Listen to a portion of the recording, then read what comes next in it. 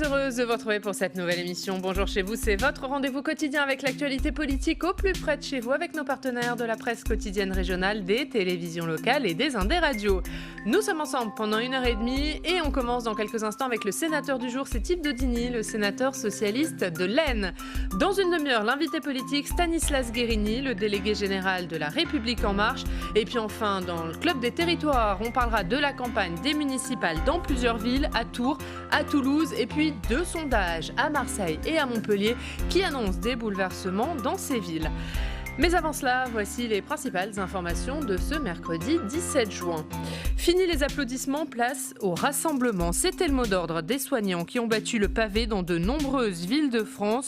Objectif, maintenir la pression sur le gouvernement et le rappeler à ses promesses sur l'hôpital alors que se tient le Ségur de la santé. Et à noter que des échauffourées ont eu lieu en marge des cortèges à Paris, Lille, Nantes ou encore Toulouse. Jérôme Salomon, auditionné par la commission d'enquête de l'Assemblée nationale sur la gestion de la crise du Covid, le directeur général de la santé qui a défendu la stratégie des autorités concernant notamment les masques et les tests. Le Sénat lancera sa propre commission d'enquête à la fin du mois. Le ministère de l'Intérieur examinera systématiquement la possibilité d'expulser des étrangers impliqués dans les violences à Dijon. La cité bourguignonne est marquée depuis plusieurs jours et nuits par des affrontements entre communautés tchétchènes et maghrébines. Marine Le Pen s'est rendue hier sur place. Elle y a fustigé la fièvre communautariste. Bonjour Yves Daudigny. Bonjour. Merci beaucoup d'être avec nous, sénateur socialiste de l'Aisne. On va commencer par cette mobilisation des soignants. C'était hier dans de nombreuses villes de France. Les soignants mobilisés, on le disait, pour maintenir la pression sur le gouvernement alors que se tient le Ségur de la santé. Avant d'en parler avec vous, on va voir ce qu'il en était de ces manifestations avec Marion Vigreux. Après le temps d'applaudir, celui de soutenir. Alors que la crise sanitaire s'éloigne, les soignants ressortent les banderoles et battent le pavé. Suite à un appel unitaire, des rassemblements se sont tenus hier dans 220 villes de France. Ils étaient 6 000 à Lyon, 3 500 à Marseille et près de 18 000 à Paris. On a été soutenu par la population, on a été soutenu par le gouvernement, beaucoup de discours. Et là, il y a un retour à la normale 3 mois après. Et nous, on attend d'avoir des vraies mesures. Ce mouvement intervient 3 semaines après le lancement du Ségur de la santé, une consultation entre l'État et les acteurs du monde médical pour bâtir un nouveau système hospitalier. Et l'exécutif est attendu au tournant, car le malaise de l'hôpital public ne date pas d'hier. Les soignants tiraient la sonnette d'alarme depuis mars 2019. La crise du Covid a agi comme un révélateur. On a vu mourir des gens aux urgences parce qu'on n'avait pas assez de lits pour eux. On a vu mourir des gens parce qu'on n'avait pas assez de matériel pour eux. On a vu mourir des gens parce qu'on n'avait pas assez d'informations sur cette maladie alors qu'elle est là depuis novembre. Ça fait 1 an et demi que je manifeste, ça fait 1 an et demi qu'on ne nous entend pas, ça fait 1 an et demi qu'on a des revendications. Écoutez un peu le peuple et ça fera vraiment du bien. Parce que je pense que là, ça va aller crescendo et ça risque de faire très très mal. Quant à leurs revendications, elles n'ont pas changé. Ils réclament toujours des revalorisations de salaire pour tous les personnels, un plan de recrutement, un renforcement des moyens financiers et l'arrêt des fermetures de services et de lits. Il y a une attente plus forte sur le futur et l'avenir qui est celui de sortir d'une logique budgétaire, comptable. Les soignants ne veulent ni honneur ni médaille, mais du concret dans leur quotidien. Et déjà certains craignent que le Ségur ne soit qu'une consultation et non une discussion de fond. Les conclusions sont attendues pour la mi-juillet. À noter que certaines manifestations ont été marquées par des affrontements entre casseurs et forces de l'ordre, notamment ici, à Paris. Yves Daudigny, est-ce que vous comprenez cette mobilisation des soignants alors que se tient en ce moment même le Ségur de la santé ? Non seulement nous la comprenons, je la comprends, mais nous la soutenons totalement.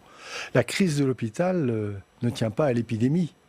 Voilà des mois, 18 mois, que les soignants, les infirmières, les médecins protestent contre les conditions de travail, à la fois pour eux-mêmes, les situations des malades et les conditions matérielles. Un plan de restructuration de l'hôpital doit être engagé. Les fondements doivent être revus pour améliorer les salaires, cela a été dit, réaliser des embauches, mais en même temps peut-être mettre fin à ce que la loi HPST en 2008-2009 a créé et ce qu'on a appelé l'hôpital entreprise. C'est la loi Passion Santé Territoire. La loi de Roselyne Bachelot, une loi qui a créé en fait l'hôpital comme vendant de la santé comme une marchandise. Or la santé, ce n'est pas une marchandise comme les autres. Donc il est nécessaire de donner des moyens nouveaux, il est nécessaire de repenser la gouvernance des hôpitaux et dans le même temps de repenser également la place de l'hôpital dans l'ensemble du système de santé. Mais est-ce que tout ça, ce n'est pas en train d'être travaillé en ce moment même lors du Ségur de la santé ? Ça devrait être travaillé dans le Ségur de la santé. Les échos que nous avons sont peu nombreux, ils sont moyennement rassurants. Pourquoi moyennement rassurant ? Moyennement rassurant parce que certains mouvements ont quitté le Ségur, alors ils ont certainement eu tort. D'autres mouvements représentant des professions, par exemple les infirmières libérales, ne sont pas représentés.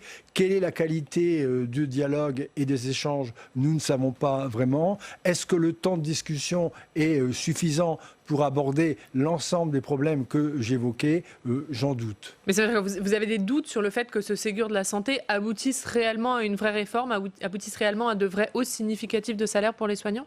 Oui, ce doute, il est réel et je pense qu'il est partagé par les soignants et les agents hospitaliers. Nous avons en tête le dernier plan hôpital qui avait annoncé des milliards en cumulant les augmentations année par année. Il est nécessaire de repenser fondamentalement l'hôpital. Vous ne pensez pas que cette crise sanitaire a changé la donne et qu'il y a une réelle prise de conscience du côté d'Édouard Philippe, du côté d'Olivier Véran, sur la nécessité d'agir ? La prise de conscience, j'espère qu'elle est là, sinon ce serait très grave. Maintenant, quelles vont être les solutions ? Quelles vont être les conclusions ? Quels vont être les moyens ? On ne peut pas aujourd'hui donner un nouveau visage à l'hôpital avec des moyens qui ne seraient pas des moyens nouveaux. C'est impossible. Un mot sur l'audition de Jérôme Salomon, le directeur général de la santé, qui était auditionné hier, on le disait, devant la commission d'enquête de l'Assemblée nationale sur la gestion de la crise du Covid. Et Jérôme Salomon, il a défendu la stratégie des autorités, aussi bien sur les masques que sur les tests. Il a été interrogé notamment par Jean-Christophe Lagarde, qui parlait de mensonges d'État sur la question des masques. Pour vous, Jérôme Salomon et le gouvernement ont fait ce qu'ils ont pu ? Ils n'ont pas toujours bien fait. Il y a eu beaucoup d'incohérences dans les expressions des uns et des autres, du ministre, du Premier ministre, des responsables, en particulier sur les masques, qui à un moment étaient inutiles, sinon dangereux, après sont devenus nécessaires. Il y a eu ce manque de matériel qui révèle une impréparation. Alors le gouvernement actuel n'est pas seul responsable. Le gouvernement les gouvernements précédents de droite et de gauche l'ensemble ont aussi des leur gouvernements grande part de précédents, responsabilité. Indiscutablement. Mais le gouvernement aurait gagné, je pense, à être sincère et à exprimer totalement en transparence. Alors moi, je ne nie pas les efforts de pédagogie du Premier ministre, mais il y a eu trop d'incohérences pour que l'on considère aujourd'hui que le gouvernement a parfaitement réussi son travail pendant cette période. Vous parlez de sincérité. Pour vous, ils n'ont pas été sincères ? Je pose la question. C'est la commission d'enquête devra le préciser, mais la séquence relative au masque vraiment interroge. Dans quel sens ? C'est-à-dire qu'à un moment donné, il nous est dit les masques, on n'en a pas besoin. Il nous est dit, la porte-parole du gouvernement, les masques sont dangereux parce que vous ne savez pas les porter. Et puis le ministre, à un moment, nous dit, il faut porter les masques. Moi, je suis de ceux qui pensent qu'aujourd'hui, le port du masque devrait rester obligatoire dans les lieux où les personnes sont rassemblées à l'intérieur, par exemple dans les magasins. Or, les consignes restent floues. Le masque est obligatoire. Même encore aujourd'hui. Pour vous, il faut obliger le rendre le masque obligatoire dans plusieurs endroits. Jérôme Salomon l'a dit hier, il assume, on ne savait pas tout. On a suivi les recommandations internationales. Est-ce que vous lui accordez ce bénéfice du doute ? La commission d'enquête statuera sur le sujet. Moi, je ne serai pas membre de cette commission.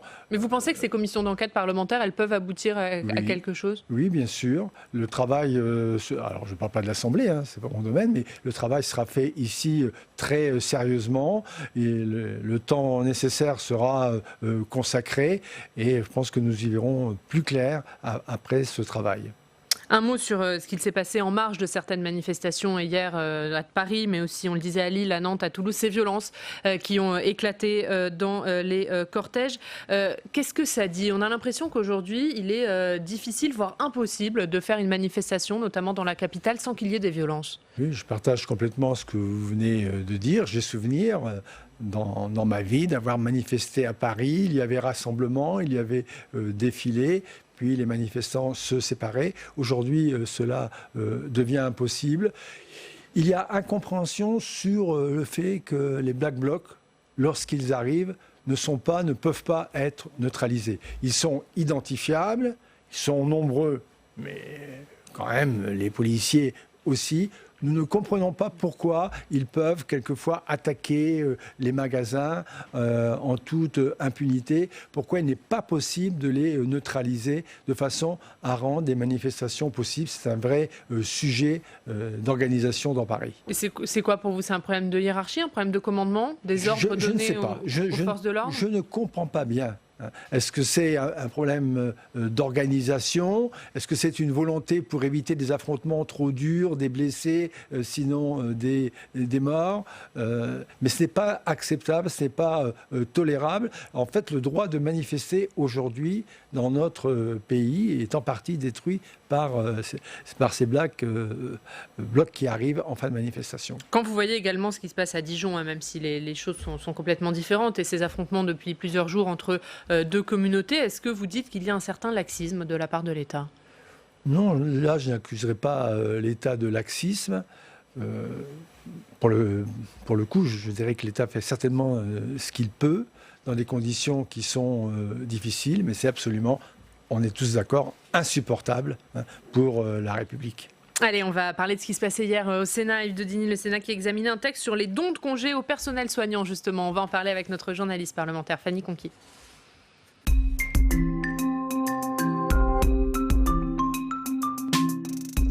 Et bonjour Fanny. Bonjour Oriane, bonjour Yves Daudigny. Bonjour. Et on le disait, le Sénat qui examinait donc hier après-midi un texte sur les dons de congés au personnel soignant. Oui, effectivement, suite à la crise du coronavirus, de nombreux Français ont voulu témoigner leur soutien et leur reconnaissance au personnel soignant qui fut au front pendant toute cette période. Et un des moyens de témoigner cette solidarité avec ces soignants épuisés, c'est de leur offrir des chèques vacances pour faciliter les choses. Une proposition de loi des députés de la majorité a été déposée et votée à l'Assemblée nationale. Le texte a été modifié et voté donc hier au Sénat. Objectif du dispositif, permettre à chacun de remercier de cette façon les soignants mobilisés pendant cette crise sanitaire. Écoutez Muriel Pénicaud. Cette question que se posent beaucoup de nos concitoyens est la suivante. Comment puis-je, à mon échelle, aider ceux qui font directement front à cette épidémie? L'addition de telles interrogations individuelles s'est traduite par un élan commun de solidarité qui a traversé notre pays, faisant vibrer à l'unisson l'engagement des uns et l'altruisme des autres, incarnant en quelque sorte la vitalité du lien social qui nous unit.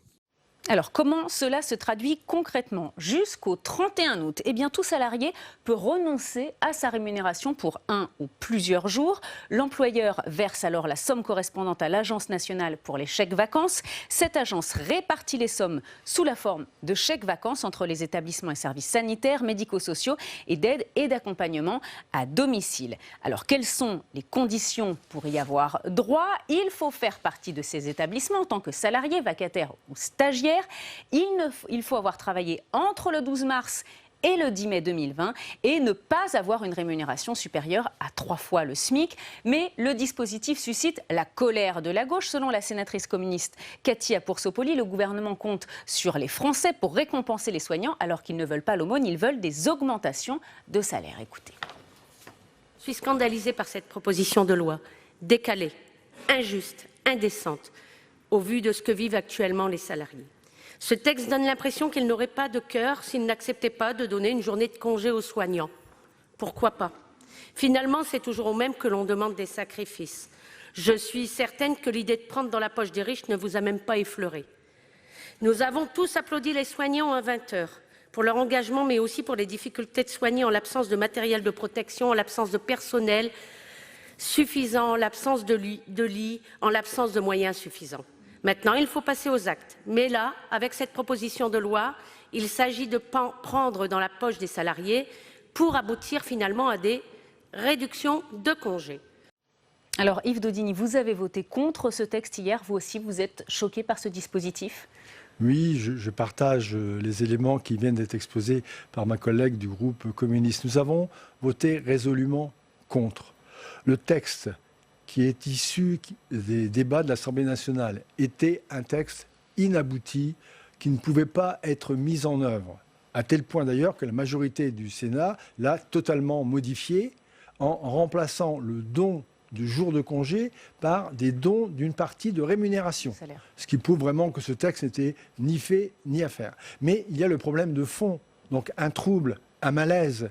Aujourd'hui, l'hôpital, le support aux soignants doit relever de la solidarité nationale, de la solidarité collective et non pas de la charité et du don. Si vous voulez, si nous voulons aider les soignants, nous pouvons le faire. Je l'ai fait par des chèques, par des dons à des organisations, à des associations. Ça reste possible sans que l'on ait besoin de mettre en place un système aussi compliqué qui fasse intervenir les entreprises. Mais est-ce que ce n'était pas un plus ? Ça n'enlevait rien aux mesures qui seront prises par l'État ? Pourquoi enlever ce plus ? Non, le plus, franchement, on ne le voit pas. C'est beaucoup de complications. À tel point d'ailleurs que l'auteur du texte de loi avait dit à l'Assemblée le texte n'est pas destiné à répondre aux attentes du personnel soignant. Je cite, mais quel aveu ! Donc, nous ne comprenons pas qu'en cette période très difficile où il y a beaucoup de textes de loi, où les décisions à prendre sont compliquées, le gouvernement décide l'urgence et en quelque sorte fasse perdre son temps au Parlement sur ce texte-là. Alors, on va passer à un autre sujet, à l'allocution d'Emmanuel Macron. Et cette phrase, notamment, qui a beaucoup fait parler, Emmanuel Macron, qui dit qu'il va falloir travailler et produire davantage. Comment vous l'avez compris, vous, cette phrase ? Alors, la question demeure posée. Est-ce que travailler davantage signifie qu'il est nécessaire de remettre au travail tous ceux qui aujourd'hui sont en recherche d'emploi, sont au chômage, ou est-ce que cela signifie, et ce n'est pas du tout la même chose, évidemment, qu'il faudrait que ceux qui ont déjà un travail travaillent plus longtemps. Laquelle des deux hypothèses est la plus probable ? Moi, je soutiens. J'ai des craintes. J'ai des craintes sur la vision du président de la République. Le doute n'a pas été levé. On sait que lever le doute, c'est toujours au détriment de celui qui avait prononcé les paroles. Aujourd'hui, il y a une priorité, c'est la lutte contre le chômage, c'est le travail pour les jeunes, les 600 000, 700 000 jeunes qui vont arriver bientôt. Ce sont les personnes en situation de précarité, augmentation qui est insupportable des demandes d'aide alimentaire. Il faut répondre à ce besoin immédiat, en même temps penser l'avenir, mais certainement pas en demandant à ceux qui ont un travail de travailler plus à salaire égal ou même de travailler plus à salaire plus faible. C'est du Sarkozy en pire. Alors si le président de la République voulait avoir un rééquilibrage de sa politique, un pied à droite, un pied à gauche, c'est plutôt complètement raté. La politique que mène le président de la République, celle qu'il nous annonce, est clairement une politique pour nous de droite que nous combattons. Et ça veut dire que ce débat sur la durée du temps de travail ne doit pas être posé ? On ne peut pas reposer cette question des 35 heures ? On a vu notamment à l'hôpital les dégâts, en tout cas, que les 35 heures ont pu causer pendant cette crise. Les 35 heures sont un symbole aujourd'hui. De nombreuses modifications ont déjà été apportées à la loi initiale qui avait été initiée par Martine Aubry. Moi, je ne suis même pas, à titre personnel, un grand défenseur de cette loi des 35 heures. Mais ce n'est plus le sujet aujourd'hui. Ce n'est pas le sujet essentiel. Emmanuel Macron qui hier a annoncé de prochaines mesures pour relocaliser en France des usines dans le secteur sanitaire. Est-ce que là vous dites oui, c'est une bonne chose ? Oui, c'est une bonne chose, moi je le dis. Alors nous avions beaucoup travaillé, vous le savez, un collègue et moi, sur les pénuries de médicaments.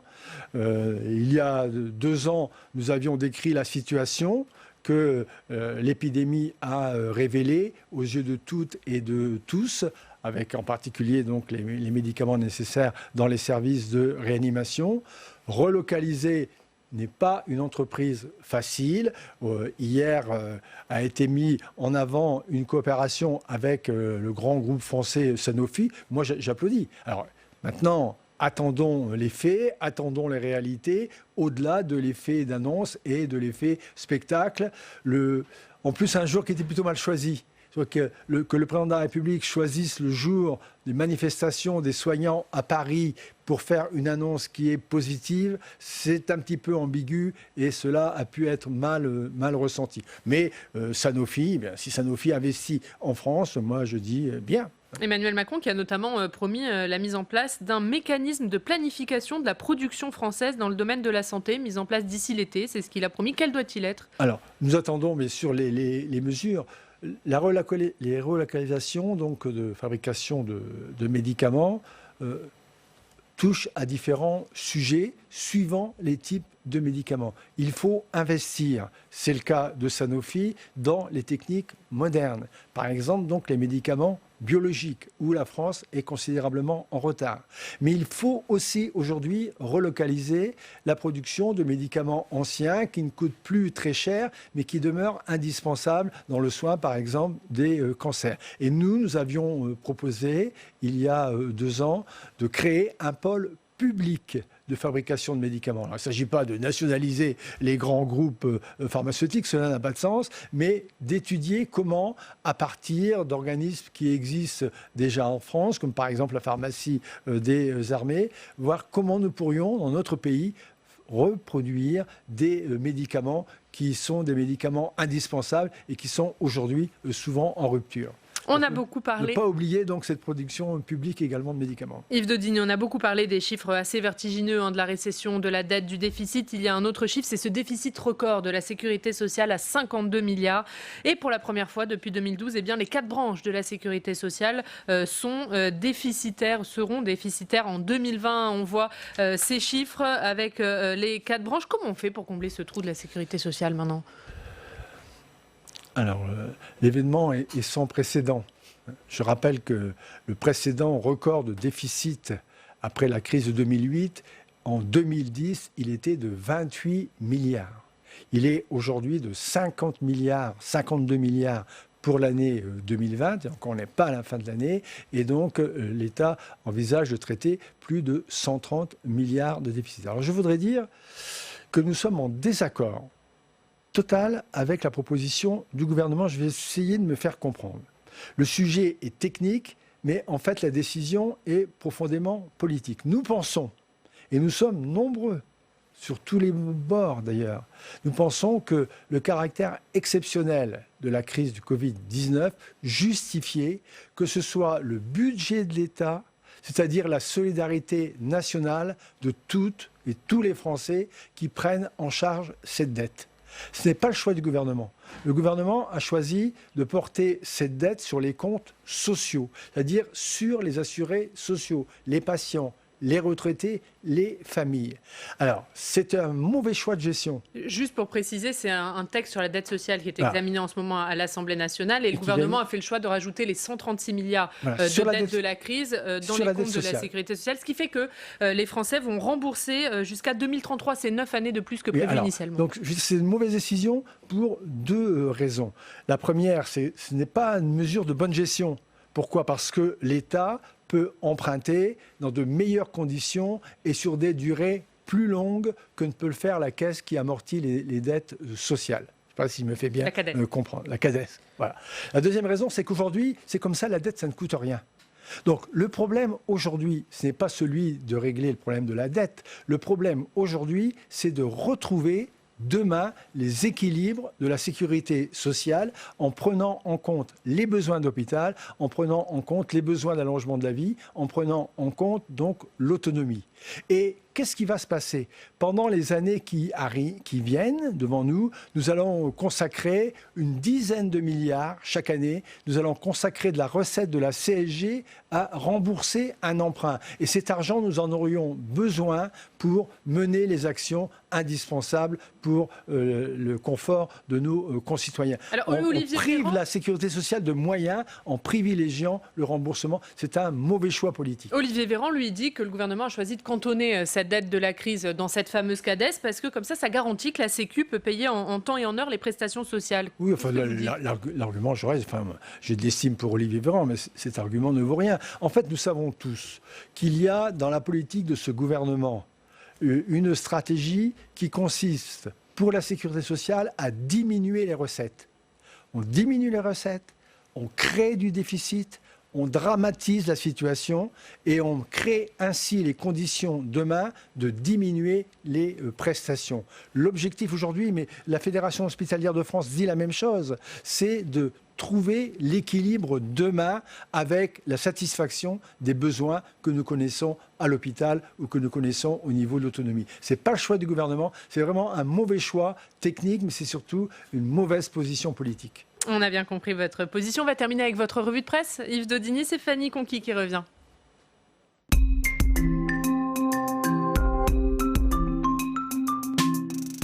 Rebonjour Fanny. Rebonjour. Et on commence avec la une de l'Union. Oui, effectivement, la une de l'Union. À la une, la fête de la musique, avec le 21 juin qui approche. C'est une fête à réinventer qui se profile dans le contexte du coronavirus. Évidemment, les contraintes sont fortes, rassemblements limités, masques, gestes barrières, interdiction par exemple de danser pour éviter les rapprochements. Pour les organisateurs, la tâche est donc délicate. Il faut à la fois répondre à l'attente des citoyens qui veulent fêter l'événement et retrouver des moments de convivialité et en même temps éviter une trop grande concentration de population. Et toujours dans l'Union, Fanny, un article sur ce conseil municipal, vite fait, bien fait ses talents. Oui, effectivement, un lundi soir, il a duré à peine 30 minutes. Montre en main, un conseil municipal consacré à la désignation par vote à main levée des élus qui siégeront notamment dans les commissions permanentes. Mais le maire a prévenu que le 6 juillet prochain, la séance sera plus longue. Elle sera notamment consacrée aux orientations budgétaires. Et on va finir avec pleine nouvelle, dossier spécial coronavirus. Oui, effectivement, un dossier spécial sur le coronavirus. Le journal revient sur ces 55 jours de confinement qui ont bouleversé la vie des Axonais. À découvrir ce matin donc une chronologie des événements de cette période inédite à la fois dans le monde, mais aussi dans l'Aisne, et à lire également des témoignages, notamment ceux des soignants. Et merci beaucoup Fanny. Yves Daudigny, il vous reste 30 secondes si vous souhaitez réagir à l'une de ces infos données par Fanny. Oui, je n'ai pas de réaction particulière. J'avais déjà parcouru l'Union dès hier soir. Je suis évidemment régulièrement. Si vous me permettez pour conclure, une image optimiste. Hier, dans la manifestation, la télévision a montré à un moment les CRS, enfin les policiers, applaudissant donc les soignants qui défilaient et les soignants déposant leur blouse en hommage aux pieds du policier, et aux pieds des policiers. C'est une belle image de concorde entre les Français, ceux qui revendiquent, les policiers qui sont chargés de maintenir l'ordre et qui vient complètement à contre-courant des violences que nous avons évoquées précédemment et que tout le monde montre sur les écrans de télévision. Une belle image d'avenir et d'optimisme. Et on terminera sur cette image. Merci beaucoup Yves Daudigny d'avoir été avec nous. Dans 2 minutes, on accueille l'invité politique. Aujourd'hui, c'est Stanislas Guerini, le délégué général de La République En Marche. Mais d'abord, on va regarder un extrait d'Allons plus loin. Et c'est Philippe Dominati, le sénateur de Paris, qui était hier au micro d'Alexandre Poussard. Il est revenu notamment sur le manque de moyens de la police. On l'écoute.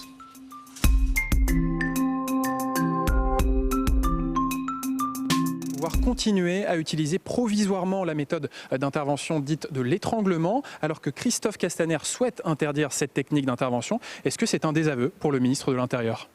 Je crois que c'est un désaveu, comme a été un désaveu l'intervention du président de la République hier soir, puisque c'était le président de la République qui était à l'initiative, qui a demandé au gouvernement de prendre des dispositions et qui hier s'est rétracté en partie. Alors sur la méthodologie, moi je ne suis pas un spécialiste de la technique d'étranglement, je dirais pour la remplacer il faut du matériel, puisqu'on a parlé d'un pistolet électrique, si j'ai bien compris. Donc il faut équiper les forces de l'ordre. Les forces de l'ordre qui sont dramatiquement sous-équipées en matériel depuis des années, parce qu'il y a le budget de fonctionnement qui ne suit pas le budget du personnel. Donc on augmente les effectifs au détriment du matériel. C'est ça la politique depuis 6-7 ans des ministres qui ont suivi le ministère de l'Intérieur et dont M. Castaner a voté pendant 5 ans, sous la présidence du président Hollande, les budgets. Ils ont déséquilibré le budget de la police nationale et de la gendarmerie nationale. Il n'y a pas assez d'équipements. Pour remplacer la technique d'étranglement, il faut un équipement. Sans doute que les équipements ne sont pas au rendez-vous, donc ça va prendre un peu de temps. Maintenant, sur la méthode, je ne sais pas quelle est la meilleure. Ce que je constate aussi, c'est qu'on a baissé le temps de formation des policiers. Et donc, il faut prendre une méthodologie qui assure aux policiers la sécurité et aussi la sécurité éventuellement à l'interpellé, si l'interpellé fait preuve de résistance, et donc la meilleure technique possible. Alors sur les techniques d'intervention, on voit dans certains cas certaines interventions disproportionnées, trop violentes, qui peuvent conduire à des drames. Il faut en interdire certaines, selon vous? Non, je ne crois pas qu'il faille interdire quoi que ce soit. Il faut simplement que le commandement soit clair, que dans la police, le commandement soit clair et que les instructions soient précises. C'est un métier difficile. La police française n'est absolument pas raciste, ne serait-ce que par la diversité de la composition des fonctionnaires de police qui font très bien leur métier. Ils sont en crise permanente. Ce qu'il y a, c'est qu'il y a des flottements dans le commandement.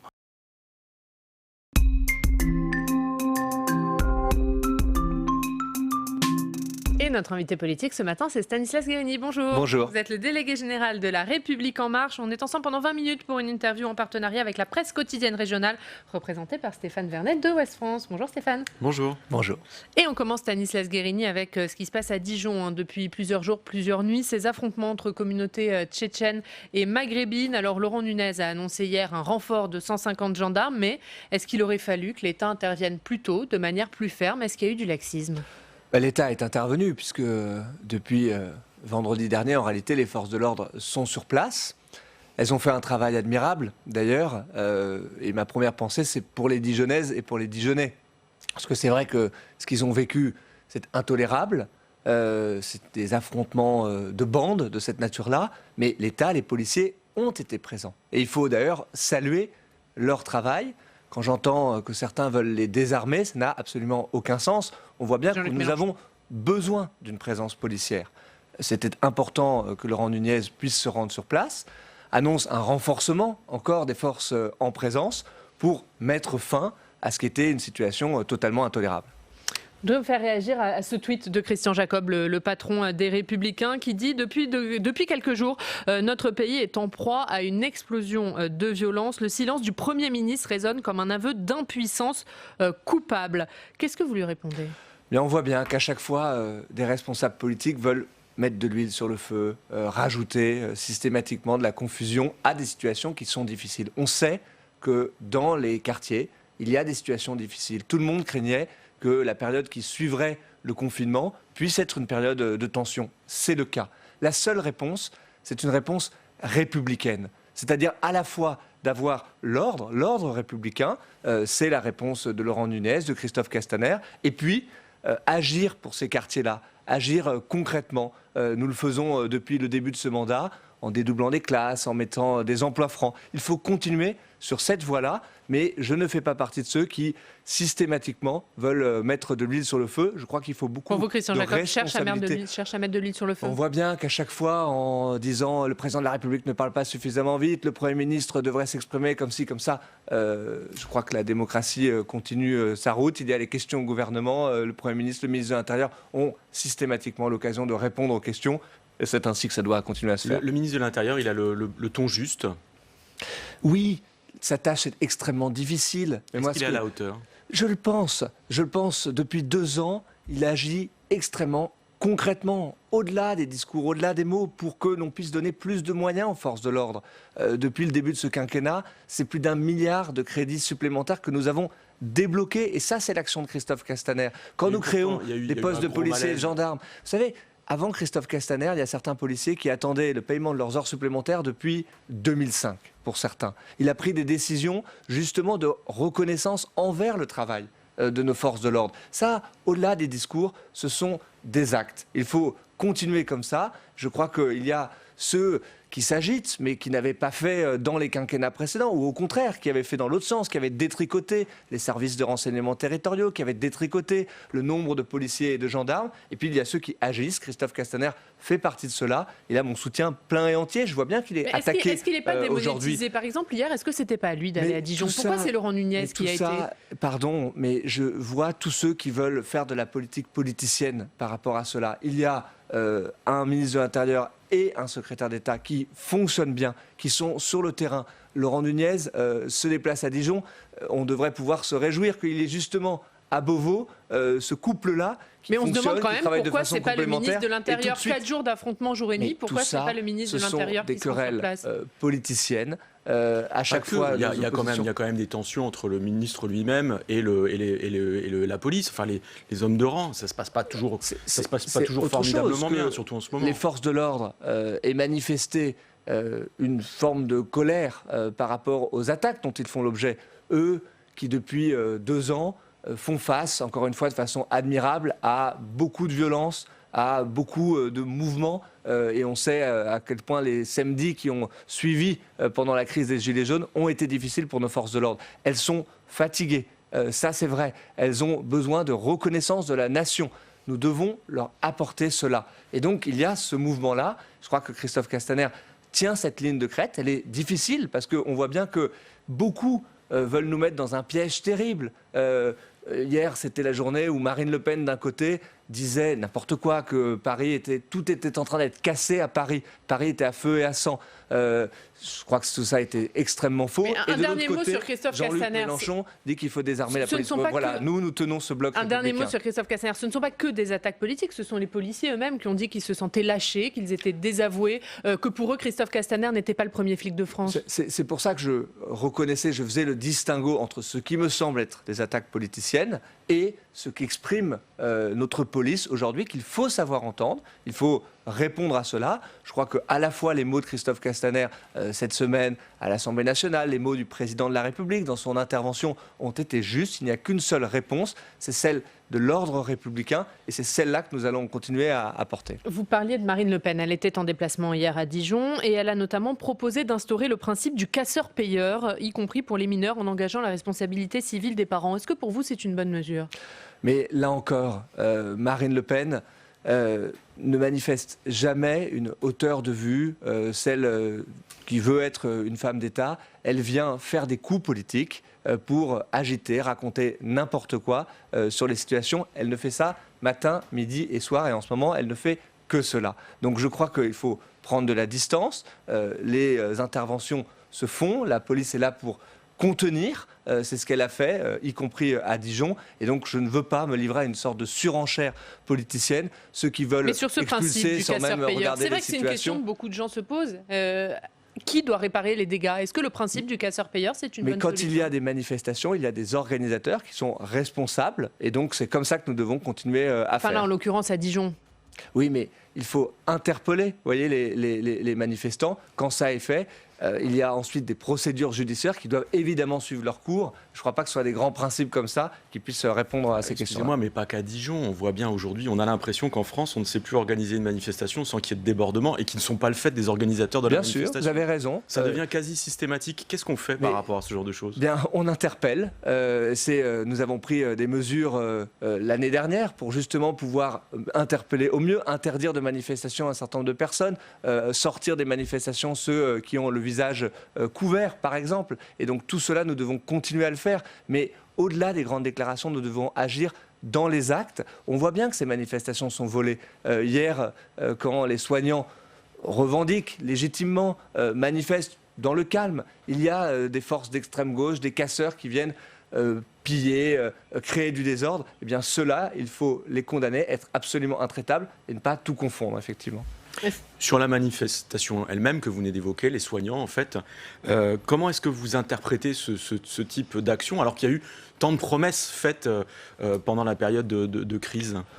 Pourquoi le compte n'y est pas ? Je crois que c'est de l'impatience qui est manifestée. C'est juste ça ? On sait bien que la situation à l'hôpital est très difficile. Je crois que cette période nous a montré à quel point nous avions besoin de réinvestir dans notre système de santé. Nous avions commencé à le faire très activement, mais le compte n'y est pas encore. Il faut aller plus vite et plus fort. Il y a aussi un doute sur les promesses qui ont été faites. Le Ségur de la santé a été lancé. Il y aura des réponses très précises qui seront, j'en suis convaincu, à la hauteur de la situation de l'hôpital. Mais les soignants manifestent cette impatience-là. Ils veulent dire qu'ils ne souhaitent pas, après la période que nous avons vécue, être oubliés. Il faut évidemment les entendre, mais surtout être dans l'action. C'est ce que fait Olivier Véran en travaillant sur le Ségur, en concertation avec justement tous les acteurs de la santé pour apporter des réponses concrètes. Ça sera le cas pour le mois de juillet. C'est Mais qu'est-ce qui garantit que cette fois sera la bonne? C'est vrai qu'on entendait les soignants hier dans les manifestations dire il y a eu beaucoup de discours, il y a eu beaucoup de mots et très peu d'actes. Qu'est-ce qui leur dit qu'aujourd'hui les actes seront là? D'abord, il y a eu des actes depuis un an avec le plan Ma Santé 2022. La direction était la bonne sur la réorganisation de l'hôpital, sur la reprise. On a repris quand même 10 milliards de dettes de l'hôpital pour pouvoir justement réinvestir. Tout ça, ça n'est pas rien. Il y a eu des revalorisations. Mais il faut aller plus vite et plus fort. Et donc nous allons continuer à le faire. Je crois que nous avons une certaine crédibilité pour le faire parce que nous avons commencé à agir concrètement, au-delà des mots. Et puis, il faudra continuer à faire cela. Le mois de juillet, ce n'est pas très loin maintenant. Il y aura des réponses concrètes. Je pense qu'Olivier Véran les apportera. Et que les soignants verront concrètement? Parce que, pardonnez-moi, mais la reprise de la dette, par exemple, ça ne change rien au pouvoir d'achat des soignants. Il y avait aussi eu déjà des revalorisations. Elles doivent être plus importantes. C'est l'engagement de cette majorité, de ce gouvernement. Il sera tenu. On va parler de l'allocution d'Emmanuel Macron? Alors moi je voulais évoquer l'emploi, la situation des jeunes, parce qu'on voit bien que c'est un des points clés. Vous avez Xavier Bertrand qui plaide pour zéro charge salariale et patronale sur l'embauche d'un jeune en CDI. Est-ce que vous soutenez ce genre de proposition? J'avais en réalité fait la même proposition. Il vous l'a piqué? Pardon? Il vous l'a piqué? Non, alors là, vous savez, quand il y a des bonnes propositions, aucun problème pour se les piquer les uns les autres. Je crois qu'il n'y a pas de difficulté là-dessus. Ce qui est évidemment partagé, c'est une inquiétude extrêmement forte pour notre jeunesse. La situation de crise qui touche notre jeunesse aujourd'hui, en réalité, elle est terrible. Elle touche toutes les catégories de jeunes. Ceux qui étaient déjà en difficulté, les plus précaires, ceux qui n'ont pas accès à un emploi saisonnier, qui étaient des décrocheurs. Et puis elle touche aussi les jeunes qui terminaient leurs études, qui se destinaient peut-être à un emploi de cadre et qui vont avoir beaucoup de difficultés parce que énormément de mal à trouver du travail. Marché du travail. Est-ce qu'on est d'accord pour dire que c'est les moins de 25 ans qui vont payer le plus lourd tribut dans le volet économique de la crise? C'est le risque. Et cette majorité, ce gouvernement veut tout faire pour que cette génération-là, qui a fait beaucoup de sacrifices pendant la crise, ne soit pas la génération sacrifiée du Covid-19. Nous avons fait beaucoup d'efforts pour sauver nos aînés. Eh bien, il ne faut pas que cette génération-là paye toutes les dettes, la dette environnementale, sociale, économique, de l'emploi. Donc nous devons agir, mettre le paquet. Les leviers, c'est d'abord celui de l'emploi, de l'accompagnement. Oui, je veux tout faire pour que, à la rentrée, chaque jeune de France, cette génération-là, ait une solution. Une solution, ça veut dire quoi? Une activité, un accompagnement et un revenu. Soit parce qu'il sera dans l'emploi, soit parce qu'il sera accompagné par une mission locale, par Pôle emploi. Il faut avoir tous les dispositifs mobilisés. Et donc oui, j'ai formulé des propositions pour effectivement mettre le paquet sur l'emploi des jeunes. Des primes à l'embauche pour les primo-accédants au marché du travail. Zéro charge pour tout premier CDI signé, quelle que soit la rémunération, le salaire, puisque vous savez que nous avons déjà beaucoup diminué les charges sur les emplois à plus faible rémunération. Est-ce que ça peut passer par l'extension du RSA aux moins de 25 ans, par exemple? Je crois qu'il faut marcher sur ces deux jambes. La jambe de l'emploi, vous êtes favorable? Je viens de le dire, et puis la jambe sociale, effectivement, pour accompagner les plus précaires. Et j'avais effectivement fait cette proposition pour que, au-delà de savoir si le RSA c'est le bon outil ou pas, il peut y avoir des débats légitimes sur cette question-là, mais qu'on puisse mobiliser en réalité de façon plus efficace, plus large, plus automatique aussi, tous les dispositifs existants. Il y en a de nombreux qui peuvent être destinés aux jeunes. Je pense à la garantie jeune, par exemple. Et bien qu'on puisse à la fois rendre ces dispositifs plus puissants et plus efficaces parce que plus automatiques. Nous avons ouvert un chantier qui est le revenu universel d'activité. Eh bien, c'est le bon chantier pour justement permettre d'automatiser et de flécher plus rapidement les aides sur les jeunes qui en auront plus rapidement besoin. Mais sur l'ouverture du RSA, vous savez que ça ne rencontre pas un écho très favorable au gouvernement. Gabriel Attal, qui était sur notre antenne lundi, dit que ce n'est pas forcément la bonne solution. Je l'entends bien et ce débat, il faudra l'avoir. Je crois que ce que nous partageons avec Gabriel Attal, qui est en train de préparer un plan d'envergure pour la jeune génération, c'est ça qui est important, c'est que nous puissions mobiliser tous les dispositifs existants pour qu'ils puissent être à disposition et automatiquement à disposition des jeunes qui en auront besoin. Est-ce que ça doit porter le nom de RSA, de garantie jeune? Ce qui m'importe, c'est qu'il y ait sur le compte en banque des jeunes qui en aient besoin la bonne aide au bon moment, aucun jeune ne doit rester sur le bord de la route. Un mot sur cette phrase d'Emmanuel Macron qui a fait beaucoup parler, ce fameux « travailler davantage ». Nous devrons travailler et produire davantage. Est-ce que clairement, il va falloir rouvrir le débat sur le temps de travail ? Je ne crois pas que ce soit ce débat-là qu'il s'agisse de rouvrir particulièrement quand nous avons défiscalisé les heures supplémentaires et qu'en réalité, c'est un débat qui est largement derrière nous. Ce que ça veut dire, à mon sens, c'est qu'il faut faire repartir l'activité dans notre pays. L'industrie, aujourd'hui, c'est 60% d'activité après la période de confinement et de crise que nous avons vécue. Bien, c'est ça l'enjeu, c'est de faire en sorte qu'on puisse apporter des emplois à tout le monde d'abord. Et donc cette bataille-là, nous étions en train de la gagner. Nous étions en train de gagner la bataille contre le chômage de masse. Il faut évidemment la reprendre. C'est la priorité des priorités pour la suite de ce quinquennat. Il y a juste un autre débat qui revient sur la table, c'est celui de la TVA sociale. Est-ce que vous êtes favorable à un retour de la TVA sociale ? Non, je ne crois pas que ça soit la bonne mesure dans le sens où nous avons besoin de recréer de l'activité. Et les mesures qui touchent la TVA sont des mesures qui peuvent être intéressantes quand il y a un niveau d'activité qui est déjà là. Et donc moi je crois que nous devons plutôt agir en apportant des aides directes à ceux qui en ont besoin, en incitant ceux qui ont de l'épargne à pouvoir investir dans les entreprises, consommer, et plutôt aider directement les entreprises de ce pays-là pour tenir des secteurs d'activité debout. Je crois que ce mix de réponses-là est plus pertinent que les modulations de taux de TVA. Un autre sujet, la Convention citoyenne pour le climat tient son dernier week-end de travaux ce week-end, cette fin de semaine. Est-ce que vous avez une idée des conclusions qui vont sortir de ces travaux et comment est-ce que le gouvernement ou le président vont s'emparer de ce qui va sortir du chapeau ? D'abord, moi je me réjouis que ce travail-là ait pu se poursuivre. J'avais plaidé, c'était une des propositions de La République En Marche, pour qu'on mette en place ce type de convention, particulièrement pour le sujet prioritaire du XXIe siècle, qui est la transition écologique. Et donc, c'est une bonne chose que cette convention ait pu mener ses travaux au bout.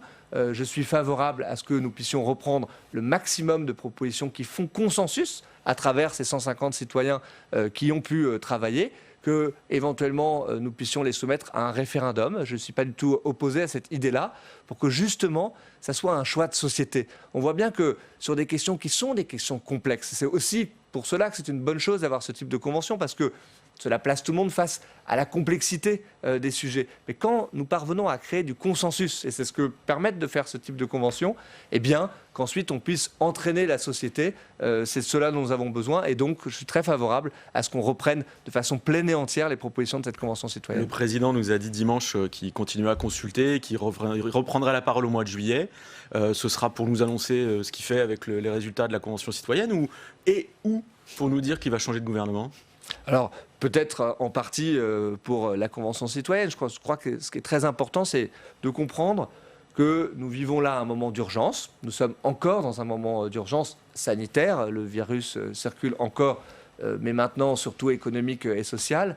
Et puis s'ouvrira à la rentrée un temps pour reconstruire notre pays. Avec un nouveau gouvernement ? Nous avons besoin à ce moment-là d'un cap de priorité. C'est très légitime et normal que le président de la République puisse le fixer. Ça doit d'abord être le projet, et puis ensuite la question de l'organisation éventuellement gouvernementale pour porter ce projet-là. Ça, c'est le président de la République qui le dira début juillet. Allez, on va parler des municipales, Stéphane.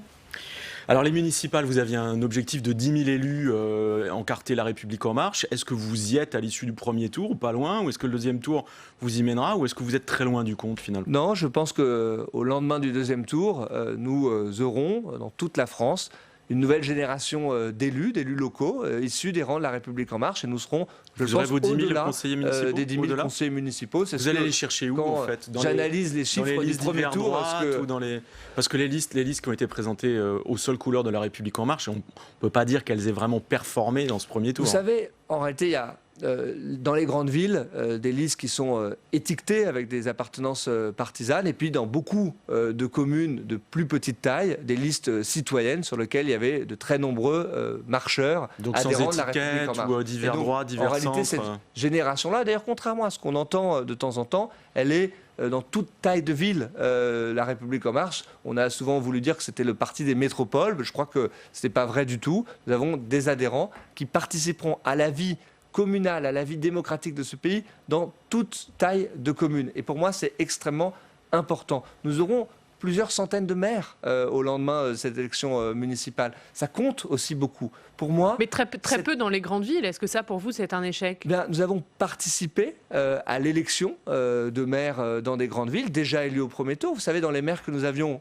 officiellement investis ou soutenus, il y a quasiment 80 maires qui ont été élus dès le premier tour.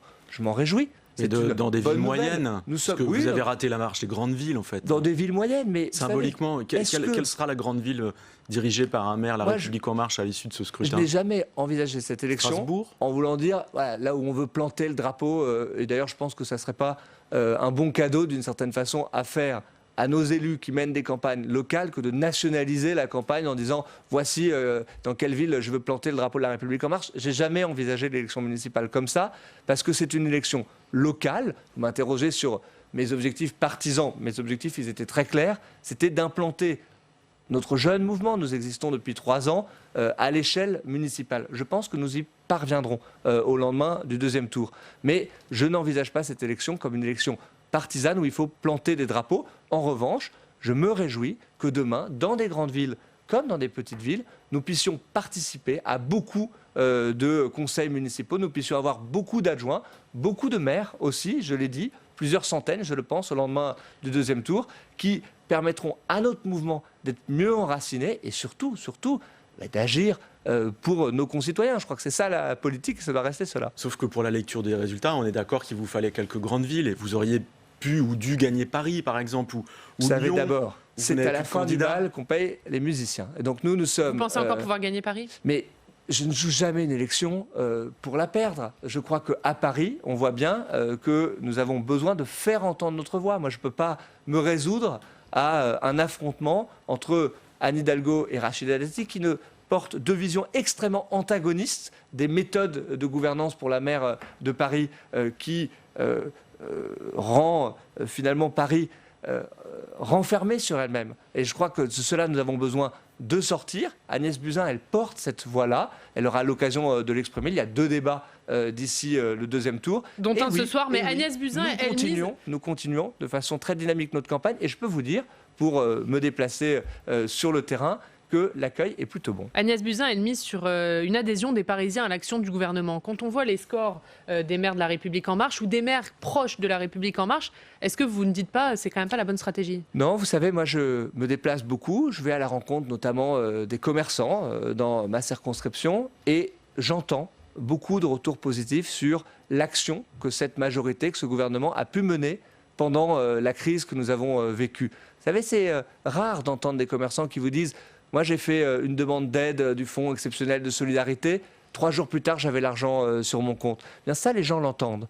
Les gens reconnaissent que le gouvernement a été largement à la hauteur pendant cette période-là. Et donc d'avoir des maires qui seront demain justement des traits d'union pour bien travailler avec cette majorité présidentielle, qui seront cohérents pour l'attractivité économique des villes, eh bien, ça sera une chance pour nos concitoyens. Et ce message-là, il est entendu sur le terrain. Et qui seront des grands électeurs pour les sénatoriales en septembre. Au vu des résultats des municipales, sur combien de sénateurs vous misez pour votre groupe? Nous n'avons pas défini d'objectifs chiffrés. Je crois que ce qui est très important, c'est qu'au Sénat, nous puissions rassembler des sénateurs et des sénatrices qui souhaitent travailler de façon constructive avec cette majorité présidentielle, avec ce gouvernement. Et c'est comme ça que nous allons aborder les élections sénatoriales. C'est-à-dire que vous irez piocher des sénateurs de droite, de gauche. Piocher, ce n'est pas le terme que j'utiliserai. Des sénateurs étiquetés La République En Marche qui seront élus sur une étiquette La République En Marche. Bien, nous voulons véritablement rassembler autour de la majorité présidentielle, le faire au Sénat. C'est une chambre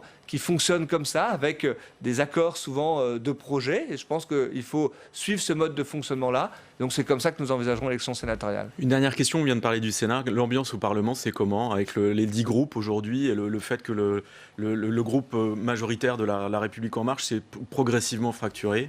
Qu'est-ce qu'il en reste aujourd'hui? Il en reste une majorité qui vote les textes, vous le voyez, plus largement encore qu'au début du quinquennat. Donc il y a envie d'agir pour l'intérêt général de notre pays. Et votre groupe, il est définitivement consolidé ou il va encore continuer à se fragmenter? Non, je ne pense pas qu'il va continuer à se fragmenter. C'est fini, ça mais cette question-là de l'organisation des groupes parlementaires, elle est, à mon sens, secondaire par rapport au projet que nous mettons sur la table et à notre capacité à créer de l'adhésion. Et ce que je vois, c'est qu'au Parlement, nous votons très largement les textes. Il y a une majorité qui ne manque pas au gouvernement. À mon sens, c'est dans la situation du pays que nous connaissons le seul sujet important. Et merci beaucoup. Merci Stanislas Guerini d'avoir été avec nous. Merci Stéphane. Demain, à votre place, ce sera Didier Guillaume, le ministre de l'Agriculture. Merci beaucoup. On passe tout de suite au Club des Territoires. La Mutuelle nationale territoriale, la mutuelle des agents des services publics locaux, vous présente le Club des Territoires. NJ, acteur engagé dans la transition zéro carbone des régions, vous présente le Club des Territoires.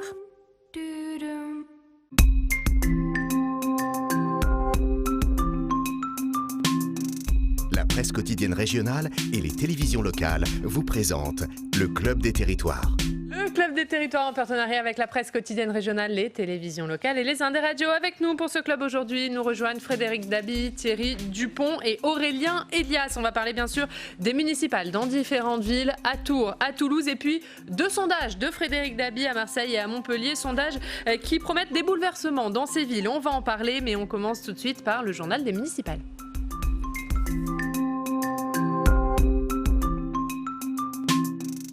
Bonjour Fanny Conqui, et c'est avec vous qu'on va voir les dernières infos de cette campagne et on commence par la Corse. Oui, bonjour à tous. On commence ce journal de campagne en Corse, à Bastia. Deuxième ville de l'île, une alliance inédite s'est formée pour le second tour des municipales. Elle associe la gauche et la droite sous la bannière Union pour Bastia. Jean-Sébastien de Casalta, Jean Zuccarelli et Jean-Martin Mandoloni font campagne côte à côte. Objectif de cette alliance, renverser leur adversaire commun, la majorité nationaliste conduite par Pierre Savelli, le maire de la ville qui avait obtenu 30% des voix lors du premier tour. Le score cumulé de ces trois forces désormais alliées pour un pacte de gouvernance atteignait les 43% le 15 mars dernier. Cette coalition gauche-droite menace donc le maire sortant nationaliste. On regarde maintenant du côté de Villepinte, en Seine-Saint-Denis. Ici, la gauche part divisée avec pourtant un objectif commun, renverser la maire sortante de droite, Martine Valton. Lors de la triangulaire du 28 juin prochain, elle aura face à elle Nelly Roland, d'Hiver Gauche, qui fut maire de Villepinte de 2008 à 2014. Elle avait obtenu 25% des voix lors du premier tour.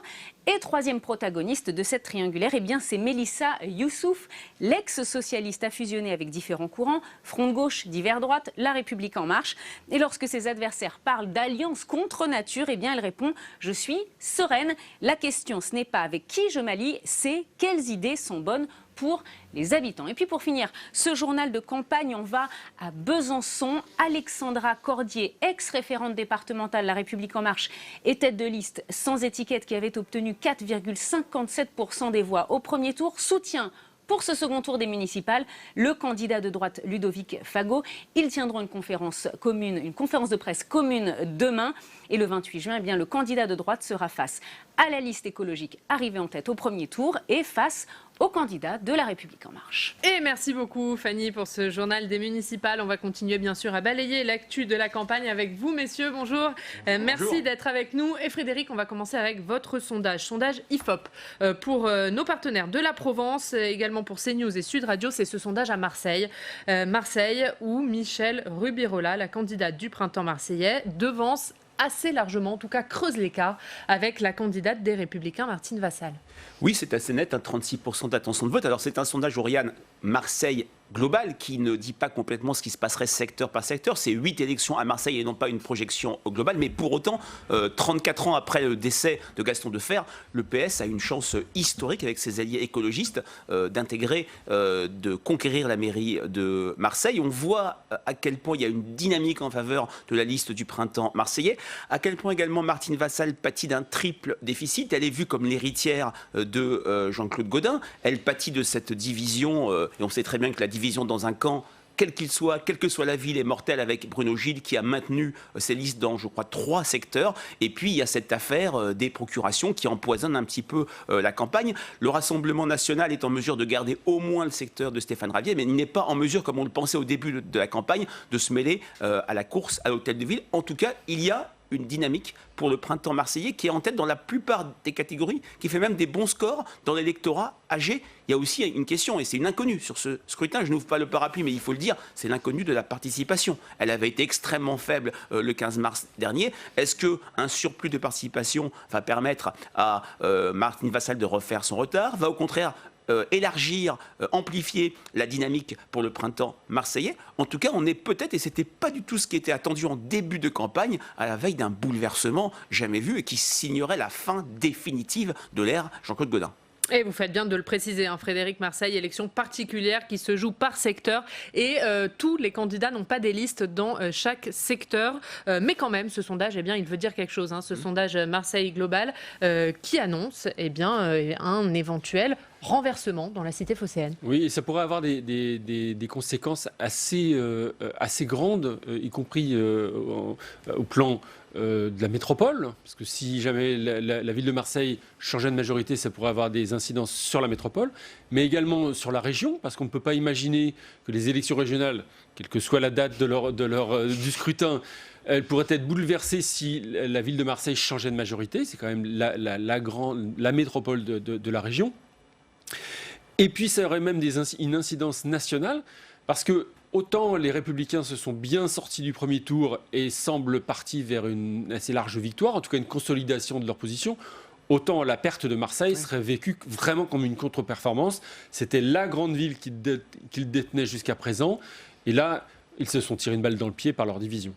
Ça joue, ces divisions. Alors, on voit dans votre sondage, vous me direz que même si on ajoute le score de Martine Vassal et le score de Bruno Gilles, eh bien, ça n'atteint pas le score de Michel Rubirola. Hein. Tout à fait. Et c'est vrai qu'au premier tour, ça a joué, puisque les listes de Bruno Gilles ont obtenu 10% de vote sur tout Marseille. Donc, ils ont été en mesure de se maintenir partout. Ils ont fusionné dans un secteur, je crois, avec La République En Marche, dans un autre avec Lisette Narducci, une figure marseillaise locale. On voit à quel point cette division a été un véritable poison. Et quel que soit la ville, hein. Vous receviez Stanislas Guérini qui est candidat à Paris. On a bien vu pour la République En Marche à quel point la division parisienne Villani-Griveaux puis Villani-Buzyn a été absolument dévastatrice. C'est quelque chose qui a coupé l'élan et une dynamique en faveur de Martine Vassal. Et Aurélien Ilias, un mot avec vous sur ce sondage et cet éventuel renversement à Marseille, Aurélien. Oui, c'est certain que c'est une divine surprise pour le printemps marseillais, parce que quand on les entendait au tout début de la campagne, ils espéraient, il y avait l'espoir d'un début de campagne, mais ils espéraient surtout faire une percée, être présents en nombre au conseil municipal de Marseille. Et ce sondage qui est tombé hier, je peux vous le dire, j'ai eu quelqu'un à la communication du printemps marseillais, c'est arrivé véritablement comme une divine surprise, puisque là on a un écart de points dans le sondage que vous évoquez ce matin, qui peut permettre effectivement de prendre l'hôtel de ville. Alors on n'en est pas encore, je pense, à espérer pour la métropole, mais effectivement, c'est quelque chose qui aujourd'hui est réalisable. Il y a eu un petit creux dans la campagne, avec notamment cet entre-deux tours, ou plutôt la question de où fusionner, ou rester juste avant la clôture des listes pour le second tour. Il y a eu quelques dissensions. Et là, visiblement, on est reparti bien aidé du côté printemps marseillais par l'affaire des procurations qui fait du mal à cette droite menée par Martine Vassal. Un mot, Thierry, avant de parler peut-être de la République En Marche avec Frédéric, hein, c'est vrai que Marseille, on est dans l'une des plus grosses villes de France et aucune trace de la République En Marche pour ce second tour. Oui, alors ce n'était pas une zone de force pour la Macronie. Je rappellerai qu'Emmanuel Macron avait réalisé à peine 20,5% au premier tour de l'élection présidentielle, quand Jean-Luc Mélenchon avait obtenu plus de 30%. Yvon Berland n'a pas créé de dynamique du tout. Il a été en mesure, la liste En Marche, de se maintenir dans un seul secteur. C'est le secteur justement de Martine Vassal. Oui, c'est une ville où la République En Marche, sans sortant, sans tradition de gestion municipale, a été particulièrement pénalisée. Et on est réduit à être, je dirais, même pas l'arbitre de ce scrutin, avec M. Berland qui serait à 2% sur Marseille Global. Bien sûr, ça veut dire qu'il fera un score nettement meilleur dans son secteur. Même chose sur un autre sujet, sur Samia Ghali, présente dans un seul secteur. Le score d'intention de vote de 5% ne reflète absolument pas son poids électoral dans son secteur, où elle est en mesure sans doute de l'emporter. Oui, non, juste sur la République En Marche à Marseille, ça n'a pas été aidé parce qu'ils ont beaucoup hésité entre divers candidats. Le président de la République lui-même s'en est mêlé. sa femme également. Enfin, chacun a soutenu des candidats et personne, et finalement, lorsque c'est dans ce cas de figure, personne n'en sort gagnant, forcément. Et un mot pour terminer sur Marseille, Frédéric, peut-être sur Stéphane Ravier, le candidat du Rassemblement national, un troisième dans votre sondage à 22%. Est-ce qu'il est en mesure de jouer les arbitres au troisième tour, par exemple ? Sans doute pas, compte tenu du fait qu'avec un score pareil, qui est un score élevé, mais qui est quand même inférieur, son score de premier tour a été relativement décevant. Il a été pénalisé par une abstention très très forte. Quand on connaît l'électorat du Rassemblement national à Marseille, jeune issu des catégories populaires, il a été pénalisé par la faible participation. Là, il arrive à faire mieux que son premier tour. Ce score lui permet peut-être, je dis bien peut-être, beaucoup de prudence à pouvoir gagner son secteur où il est en duel face à un candidat proche de Martine Vassal, des Républicains. Arbitre, non. Un secteur gagné, peut-être, mais sur la base de ce résultat, j'imagine difficilement le fait qu'il gagne 2 secteurs. Et on va voir ce sondage, on va le revoir, qui fait aussi la une de la Provence. C'est un sondage IFOP pour la Provence, CNews et Sud Radio. Il fait la une de la Provence. Et Guilhem Ricavi, je le précise, sera avec nous demain, le directeur des rédactions de la Provence, pour en parler. Allez, on va continuer notre tour de France de la campagne. Direction Tours, on va retrouver nos partenaires de TV Tours. Bonjour Audrey Champigny, merci beaucoup d'être avec nous ce matin. On va bien sûr parler des municipales dans votre région. Mais d'abord, un mot sur le tourisme. Ô combien important dans cette région centre-Val-de-Loire. Est-ce que la saison est enfin lancée ? Alors la saison, effectivement, elle est tout juste lancée. Vous l'avez dit, on est une région où il y a finalement beaucoup de châteaux, les fameux châteaux de la Loire. Alors tous avaient l'autorisation de rouvrir le 11 mai, mais tous ne l'ont pas fait parce qu'ils n'étaient pas prêts par raison sanitaire. Par exemple, les plus grands, les plus connus, là vous voyez Chenonceau par exemple, mais aussi Azay-le-Rideau, Chambord, n'ont pas rouvert tout de suite. Azay-le-Rideau par exemple a rouvert lundi. Pour tous ces sites, finalement, il y avait presque ou pas ou peu d'intérêt de rouvrir parce que la barrière des 100 km n'était pas tombée. Et puis, pour beaucoup, cette année, il n'y aura pas de clientèle étrangère. Chenonceau, par exemple, accueille chaque année 50% de touristes étrangers. Donc, ça va donc représenter un manque à gagner énorme. Et ces châteaux, ils ont dû s'adapter aux mesures sanitaires avec du gel hydroalcoolique, des masques, vous le voyez, un sens de circulation, une billetterie en ligne. Même chose pour le Zoo-Parc de Beauval, l'un des plus beaux zoos du monde, le 4e plus beau zoo du monde, qui avait dépassé le 1,5 million de visiteurs l'an dernier. 3 mois de fermeture et une jauge diminuée de moitié depuis le 2 juin, avec une distanciation par exemple pour les spectacles de plein air. Beauval qui avait ouvert peu avant le confinement son dôme équatorial, la dernière nouveauté de 2020. Et voilà Audrey pour la question du tourisme. On va parler bien sûr des municipales avec vous dans plusieurs communes de votre région. On va commencer par Saint-Pierre-des-Corps. Est-ce que ce fief communiste est menacé ? Alors, tout avant juste de parler de Saint-Pierre-des-Corps, ce que je peux vous dire, c'est qu'en Indre-et-Loire, il y a 33 communes qui vont revoter. Dans le Loir-et-Cher, il y en a 29. Effectivement, l'un des points chauds, ça va être Saint-Pierre-des-Corps. Saint-Pierre-des-Corps, dernier bastion communiste d'Indre-et-Loire, ville communiste depuis 1920. Et puis, cette année, Marie-France Beaufils, la maire sortante, a décidé qu'elle ne briguerait pas un 7e mandat, ce qui a un peu chamboulé les cartes finalement. Et la gauche n'a pas réussi à trouver d'accord. Donc finalement, il y aura 4 listes. Une à droite qui est arrivée en tête au premier tour, celle d'Emmanuel François, que vous voyez tout à gauche de votre écran. Et face à lui, le parti communiste avec Michel Soulas, le parti socialiste avec Cyril Janot et les Verts avec François Lefebvre. Saint-Pierre-des-Corps qui pourrait donc basculer à droite et perdre son statut de bastion communiste. Et on suivra ça. Un mot sur la campagne à Romorantin cette fois. Alors Romorantin dans le Loir-et-Cher, effectivement, une autre quadrangulaire avec un maire, l'indéboulonnable Jeanny Lorjou, ancien socialiste qui a 70 ans, lui, brigue un 7e mandat justement et paraît pour le moins confiant. Jeanny Lorjou, vous voyez à gauche de votre écran, il est Macron compatible, il est arrivé en tête au premier tour face à lui, Louis de Redon pour le MoDem, Didier Guénin pour le PS et Raphaël Ougnon pour les Républicains.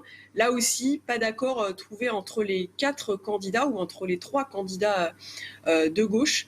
Donc quadrangulaire avec du suspense à Romorantin le 28 juin prochain, c'est sûr. Et on va terminer par Tours. On va revoir, avant que vous nous en parliez, les résultats du premier tour. Le candidat de l'Union de la gauche, Emmanuel Denis, est arrivé en tête avec 35,5% des voix devant le maire sortant, le centriste Christophe Boucher, qui est soutenu par les Républicains, 25,6%. Et puis le candidat de La République En Marche, Benoît Pierre, obtient 12,7% des voix. Comment se passe la campagne de second tour ? Alors, il va y avoir un énorme suspense à Tours, ça c'est sûr. On va suivre alors on suit déjà cette campagne et on va faire une émission effectivement en direct avec des duplex ce soir du 28 juin. Il y aura des règles sanitaires évidemment à respecter, donc ça va être un second tour sous haute surveillance. Pour ce qui est de Tours, effectivement, Tours pourrait voir finalement son premier maire écologiste, Emmanuel Denis, que vous voyez sur votre gauche, pour la première fois de son histoire.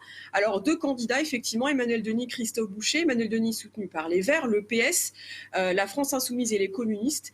Et puis, Christophe Boucher soutenu par le MoDem, les Républicains et puis La République En Marche. Alors, au premier tour, c'est Emmanuel Denis qui est arrivé en tête, effectivement. Christophe Boucher avec près de 26%.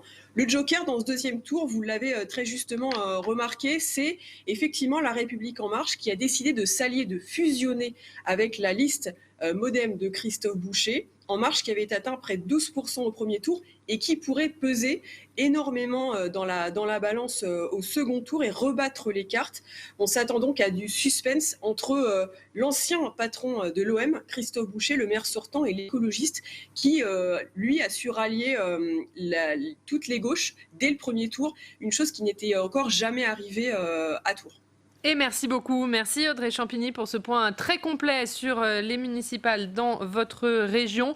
Tours, justement, c'est vrai qu'on a beaucoup parlé des divisions à gauche durant ces derniers mois. Eh bien, Tours, c'est l'exemple qu'au premier tour, en tout cas, l'union de la gauche, ça marche. Ah oui, une union marche mieux que des forces éparpillées. On le voit dans la ville de Saint-Pierre-des-Corps où, comme ça a été très bien dit, le PCF pourrait perdre un bastion qui date du congrès de Tours, justement.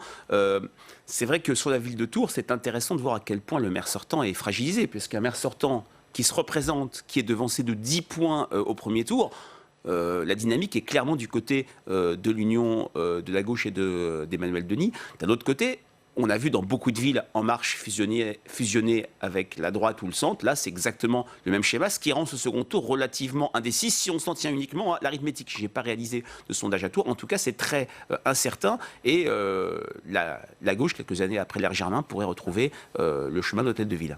Jean Germain, qui était l'ancien maire de la ville de Tours. 2 faiblesses pour Christophe Boucher. La première, c'est qu'il n'a pas été élu en 2014. Oui.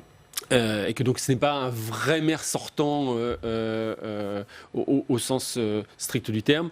La deuxième, c'est qu'il a pâti des hésitations de La République En Marche, parce que Christophe Boucher, c'est un maire de droite, mais plutôt Macron compatible. Il a participé à des déjeuners avec Édouard Philippe, lorsque Édouard Philippe essayait de traiter, entre guillemets, des maires de droite. Et puis, finalement, ça n'a pas pris avec la République En Marche locale. Et donc, finalement, ils ont décidé d'y aller contre lui. Et ça explique en partie son mauvais score du premier tour. Reste à voir si la fusion des deux listes va pouvoir effectivement rebattre les cartes, comme on vient de le dire. Aurélien Elias, un second tour incertain dans cette ville de Tours ? Oui, parce que à la fois Tours fait partie de ces villes qui sont un peu le symbole de la République En Marche dans ces élections municipales. Une République En Marche qui arrive 4e, 3e au mieux en l'occurrence, qui rejoint le maire sortant le plus souvent, en l'occurrence un maire LR. Dans beaucoup de villes, ça devrait suffire pour passer, sauf que Tours, effectivement, la percée de la gauche unie pour ce deuxième tour est peut-être beaucoup plus forte que ne l'avait prévu le maire sortant et cette droite macroniste. Et puis, il va y avoir quand même quelque chose qui va jouer, et c'est pour le coup très difficile de faire des paris là-dessus, c'est la participation. La participation qui avait été très faible au premier tour, à peine 34%, si je me souviens bien. Comme on voit que là, l'enjeu, le rapport de force est assez serré, ce sera vraiment à la gauche de faire le plein de voix si elle veut battre et passer le maire sortant. Voilà pour la campagne à Tours. Autre ville, autre sondage. Frédéric Dabi avec vous. Sondage IFOP pour La Tribune. Cette fois-ci, sondage à Montpellier. Et là aussi, c'est une ville qui pourrait basculer puisqu'on le voit dans votre sondage. Le maire sortant, Philippe Sorel, est devancé par le candidat de la gauche, Mickaël Delafosse. Oui, c'est extrêmement net. À 39% d'intention de vote pour la liste Delafosse soutenue par Europe Écologie Les Verts. Il y avait 3 listes écologistes à Montpellier que j'avais qualifié d'élection la plus folle de France compte tenu de l'émiettement extraordinaire de l'offre. 14 listes, des listes de tout bord, si je puis dire. Le maire sortant, c'est un véritable désaveu. Et ça confirme un premier tour particulièrement médiocre où Philippe Sorel n'avait obtenu que 19%, difficulté à rassembler. Et clairement, la gauche, alors Montpellier, ce n'était pas une surprise. On a connu l'ère Georges Frêche, puis l'ère Hélène Mandroux. C'est une ville socialiste. En 2014, Philippe Sorel avait été une sorte de candidat pré-macronien en faisant chambouler complètement le jeu politique montpelliérain. Il n'a pas transformé l'essai. Il y a eu une fin de mandat compliquée. Il y a eu sa disparition, entre guillemets, pour raison de santé pendant 2 mois et demi, jusqu'au mois de février. Et clairement, la gauche a réussi, grâce à ses réserves de voix, à s'unir et créer une véritable dynamique. L'autre cas intéressant, c'est Moed Altrad, personnage connu sur Montpellier, issu de la société civile, entrepreneur qui a connu une réussite absolument et une ascension absolument extraordinaire. Il avait réussi sur le papier un coup incroyable en fédérant, en ralliant sur son nom 3 candidats du premier tour qui, à eux 3 plus lui, faisait 38%. Il n'obtient que 27%. On voit à quel point l'électoral, c'est pas de l'arithmétique, c'est de la dynamique. Et les listes des candidats plutôt situés à gauche, Madame Doulin et Madame Ollier, qui appellent à voter pour Moed Altrad, leurs électeurs vont clairement sur la liste Mickaël Delafosse. Une page qui pourrait se tourner à Montpellier, la page Sorel, Thierry Dupont, si on en croit ce sondage. C'est vrai que c'est une élection vraiment particulièrement folle à Montpellier. Au premier tour, on l'a vu. Là, le deuxième tour, je ne sais pas si effectivement les électeurs de Madame Doulin ou de Madame Ollier peuvent se retrouver avec Moed Altrad. Et alors avec Rémi Gaillard encore plus. Enfin, il y a un côté complètement fou. Les élections, il y a quand même du fond. Et c'est pas simplement une addition. Donc voilà. Moi, je suis très très très très sceptique sur les chances du candidat, du maire sortant de pouvoir s'en sortir. Aurélien Elias, est-ce que Philippe Sorel il pourrait payer son rapprochement un temps avec le macronisme? On voit que beaucoup de maires qui se sont rapprochés d'Emmanuel Macron durant ces derniers mois le payent dans les urnes au premier tour.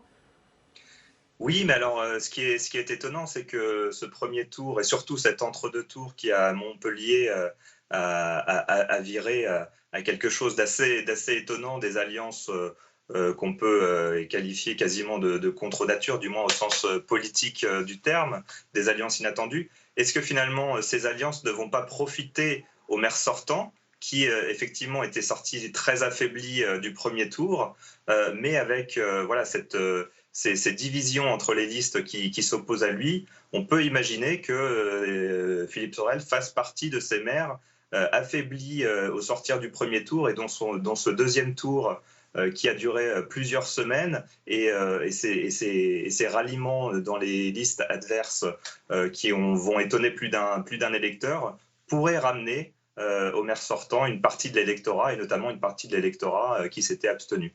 C'est quelque chose qu'on peut envisager, Frédéric, au vu de vos enquêtes d'opinion? C'est très juste. 5 points d'avance, c'est net, c'est pas dans la marge d'erreur, mais c'est absolument rattrapable. Ça a été très bien dit. On est sur la campagne électorale de second tour, la plus longue, par définition, de la 5e République. Il y a quand même une dynamique à gauche, il y a des réserves de voix à gauche, mais c'est vrai qu'il peut y avoir un réflexe, notamment des abstentionnistes, de venir voler au secours du maire sortant, qui reste quand même extrêmement fragilisé, et ça avait commencé même quand il s'était présenté aux élections régionales où il avait subi un coup d'arrêt à son ascension politique dans la région.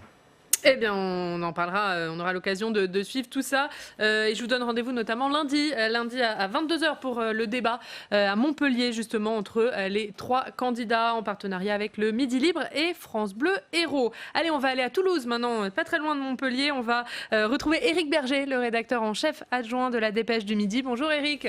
Merci beaucoup d'être avec nous, comme tous les mercredis. Avant de parler municipal, on va parler de la une de la Dépêche du Midi aujourd'hui. Et cette question, nos quartiers sont-ils des poudrières ? Oui, on s'est intéressé à la situation de nos quartiers. On revient évidemment assez longuement sur les incidents et affrontements très violents à Dijon. Et on est allé, nous, faire un reportage dans le quartier du Mirail à Toulouse, qui est un de nos quartiers sensibles, où vit une importante communauté tchétchène. Il y aurait près d'1 millier de ressortissants sur Toulouse et la proche banlieue toulousaine. Donc on a fait ce reportage dans le quartier, on leur a donné la parole. Et puis pour compléter notre dossier, on a également une interview d'Alain Boer, spécialiste des questions de sécurité, à qui on a posé des questions sur l'état de nos quartiers, les trafics d'armes, de drogue, et puis la situation et la position très difficile des forces de l'ordre, des policiers. Et effectivement, un dossier à lire aujourd'hui dans la Dépêche du Midi. Allez, on va aller dans l'Aude, du côté de la cité de Carcassonne, qui réouvre. Oui, signe d'une reprise de l'activité touristique. Cette semaine, les visites de la cité, et en particulier du château et des remparts, sont à nouveau possibles. Vous savez que Carcassonne, c'est un des hauts lieux touristiques de la région Occitanie. Donc on est allé faire un reportage hier, on est allé à la rencontre des premiers visiteurs, pas encore très très nombreux, mais on a aussi donné la parole aux commerçants qui, eux, viennent de vivre une période très très compliquée, 3 mois sans clientèle ou presque. Et eux fondent beaucoup d'espoir sur les semaines à venir. On sait que cet été, a priori, les touristes vont privilégier le tourisme de proximité, et donc ils ont beaucoup d'espoir pour une reprise de l'activité cet été.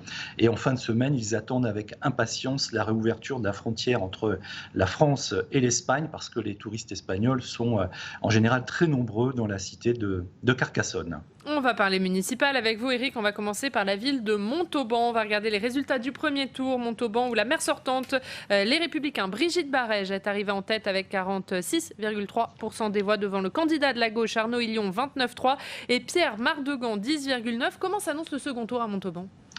Brigitte Barège est favorite pour un 4e mandat.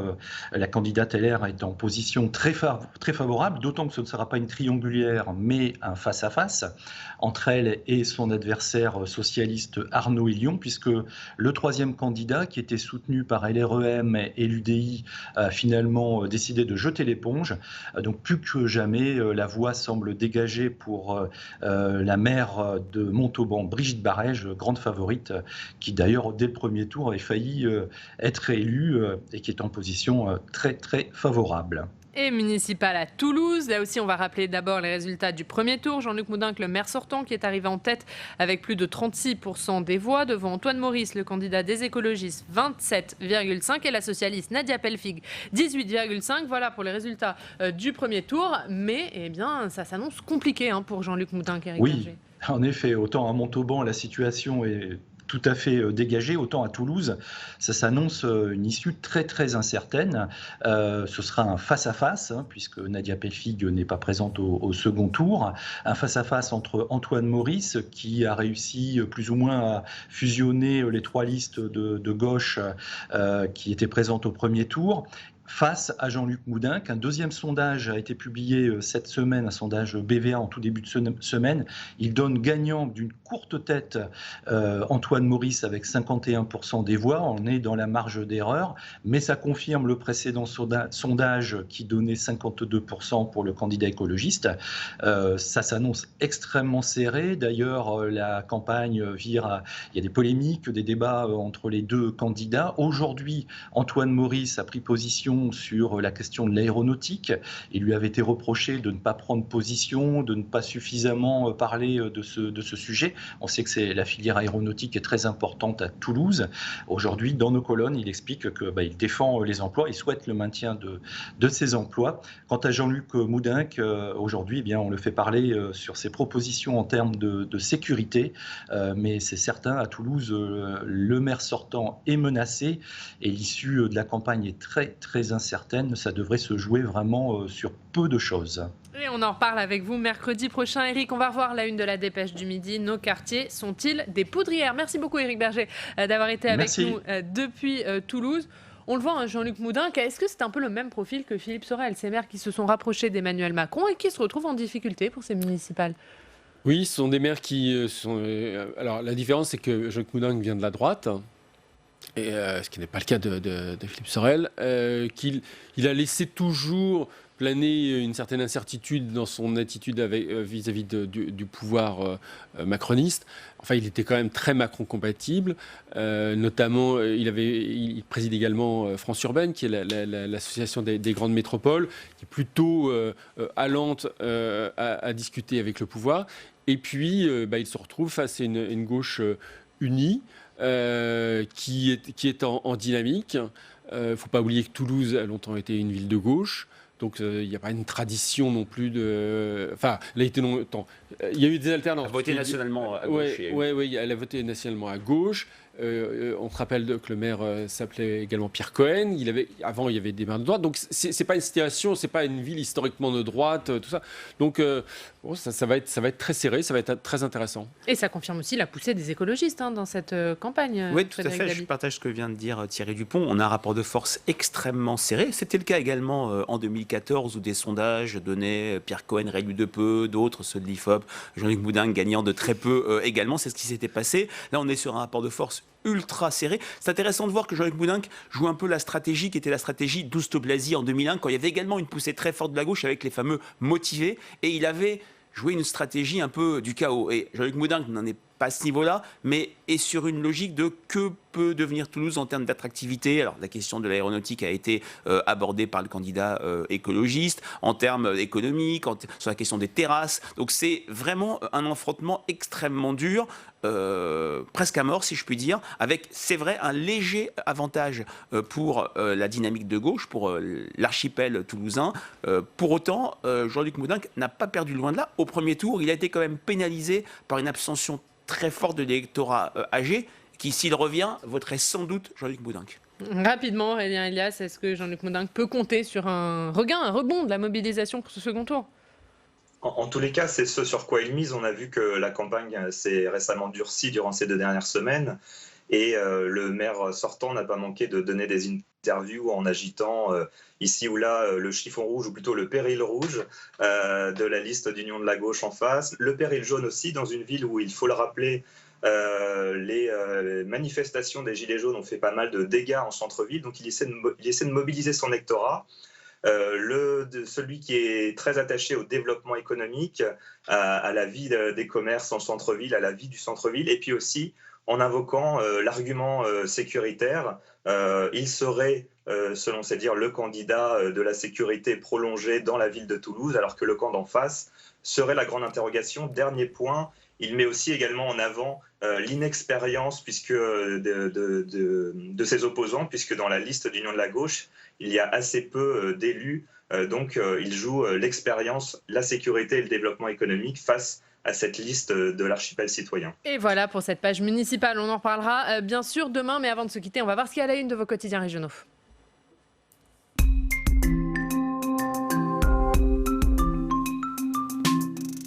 Et Fanny, à la une de beaucoup de quotidiens régionaux aujourd'hui, la colère des soignants. Oui, effectivement. Bonjour à tous. La colère des soignants est à la une de la quasi-totalité des journaux de presse régionale. Ce mercredi matin, on commence donc avec le Courrier Picard, le blues des blouses blanches. Ils étaient au front pendant toute la crise du coronavirus. Ils sont désormais dans les rues. En plein Ségur de la Santé, hier, un peu partout en Picardie, des manifestations étaient organisées pour rappeler au gouvernement ses promesses. Que demandent les soignants? Qu'attendent-ils? Témoignage à lire donc ce matin dans le Courrier Picard. Dans l'Éclair également, à la une, la mobilisation des soignants et de ceux qui les soutiennent. Ils étaient par exemple 2000 à défiler hier dans les rues de Pau. Pour eux, la reconnaissance passe par une amélioration de leurs conditions de travail, mais aussi par des augmentations de leur salaire. Et puis le journal de Saône-et-Loire titre avec ce mot très fort, regardez, exaspéré. La crise sanitaire a exacerbé la colère des personnels de santé déjà sous tension. Ils manifestaient hier pour défendre l'hôpital, réclamer reconnaissance et moyens. À Châlons, ils étaient 1200 dans la rue, personnel du public, du privé, mais aussi de simples citoyens solidaires des soignants.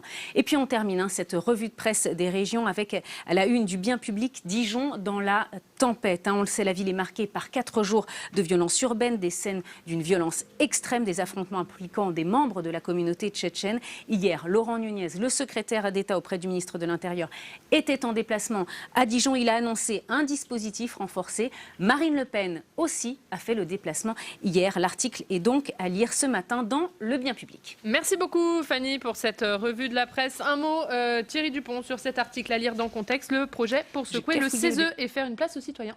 Oui, la participation citoyenne, elle est dans toutes les têtes, notamment depuis le mouvement des Gilets jaunes. Comment faire entre deux élections pour faire participer les citoyens. Il y a bientôt les conclusions de la Convention citoyenne pour le climat, qui là aussi a permis à des citoyens tirés au sort de pouvoir s'exprimer, de proposer des idées. Et donc l'une des traductions, ça pourrait être une réforme du Conseil économique, social et environnemental, le CESE, qui pourrait faire plus de place aux citoyens. Un projet de loi organique est en cours d'élaboration. Peut-être que Emmanuel Macron en parlera bientôt. Et on va regarder rapidement la une du Courrier des maires. Les collectivités ont choisi leur relance. C'est la une d'Aurélien Elias. Merci messieurs d'avoir été avec nous. On se retrouve demain 7h30. Le président de la commission des lois au Sénat, Philippe Bas. 8h, l'invité politique Didier Guillaume, le ministre de l'Agriculture. À demain. La presse quotidienne régionale et les télévisions locales vous ont présenté le Club des territoires.